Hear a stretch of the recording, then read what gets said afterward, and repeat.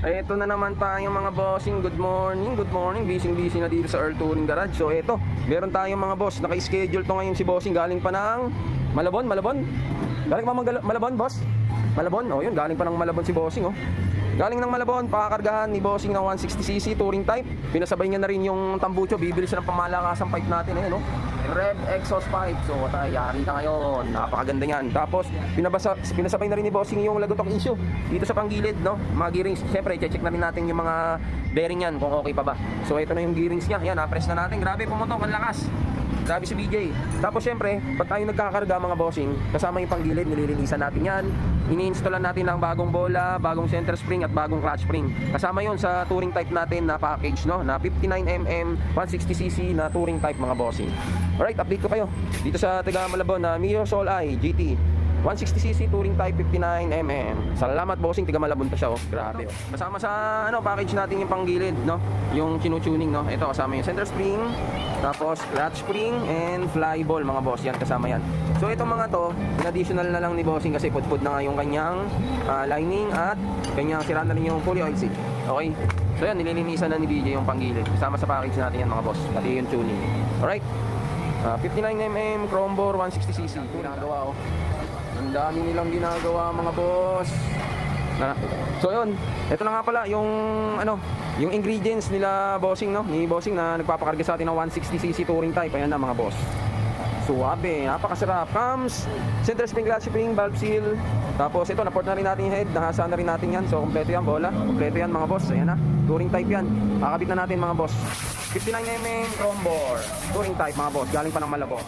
Ayan na, so ayan na mga boss, nakabit na natin yung kanyang mga cylinder head.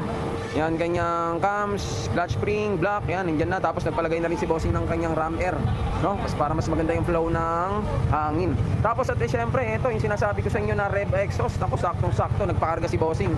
Ito mga boss, saktong-sakto yung itong elbow na ito, no? Yung sukat ng tubo na ito, saktong-sakto dito sa kinargahan natin ng 160cc. Yan, napakaganda mga bossing. Tapos blue tip pa ang nilagay natin, ang pinili ni bossing. Yan, may nakasulat pang rev, oh. Rev exhaust. Yan, napakaganda yan, ha. At saka gandaan dito sa tambucho to mga bossing. Ayan, oh. Nandito na sa gilid yung inyong adjustment ng tunog, no? Kung gusto mong pahinaan yung tunog, kung gusto mo palakasan, nandito na sa may gilid, wala na sa ilalim. So hindi ka naluluhod, tutuwad, dadapa, para lang mag-adjust ng tunog. Okay, sa mga bossing, napakaganda, oh. Rev exhaust, di ba?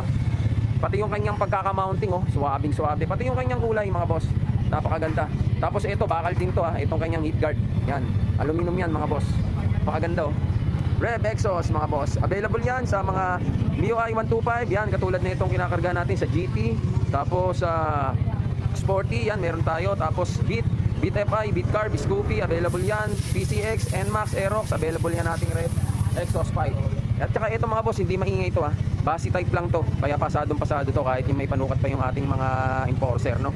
Tapos na-adjust pa, na-adjust sa gilid lang. So yun, no? Tapos ito mga boss, sold out na. May mga may-ari na nito mga bossing. Yan, pang Sporty, oh. Tsaka pang Beat Carb. Okay? So yun, tapos meron tayo dito, oh, yun, oh, pang NMAX. Yan, pang NMAX yan, oh.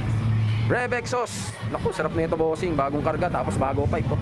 Salamat! Alright! Update tayo dito sa kinargahan natin na Mio Soul I GT, no? Na galing pa ng Malabon. Kinargahan natin 160cc touring type mga bossing. Ayan na, all goods na. Nagpalagay ng rammers bossing. So, chinecheck na lang natin yung parameters mga boss. So, yan na. Ma-under na siya mga boss. Tapos, ito, nagpalagay si bossing. Oh, yun, oh, ganda ng kanyang pipe mga boss. Rev exhaust. So, na-adjust ko na yan. Ito, na-adjust ko na. Napakadaling i-adjust, oh. Ganda mga bossing, oh. Rev exhaust. Bagay na bagay. Ang ganda ng pagkaka-mounting ng tambucho. Available yan dito, sa Earl Touring Garage. Kumuha na rin si bossing ng kanyang rev exhaust. Blue tip. Okay, all goods na to. Breaking na lang ng konti. Final tuning na. Salamat! Mio Soul I 125 160cc touring time. Bossing, update tayo. Ito, okay na yung yung tiga Malabon na kinargahan namin na Mio Soul I GT. Si bossing, oh. Uwi na si bossing sa Malabon. All goods na yan mga boss, babalik siya for final tuning. Siyempre, bine-breaking pa natin ng konti. Pero wala na siyang babayaran, ganoon kami magkarga dito. Pinapabalik namin after breaking. Tapos final tuning, adjust tayo ng tappet. Titignan natin yung minor, titignan natin kung mayroong tumagas na liangis. So, yun, libre na yun, wala siyang babayaran kasama sa package yun. Okay, maraming salamat boss. Mio Soul I 125 160cc 59mm touring type galing pa ng Malabon mga boss. Alright, salamat.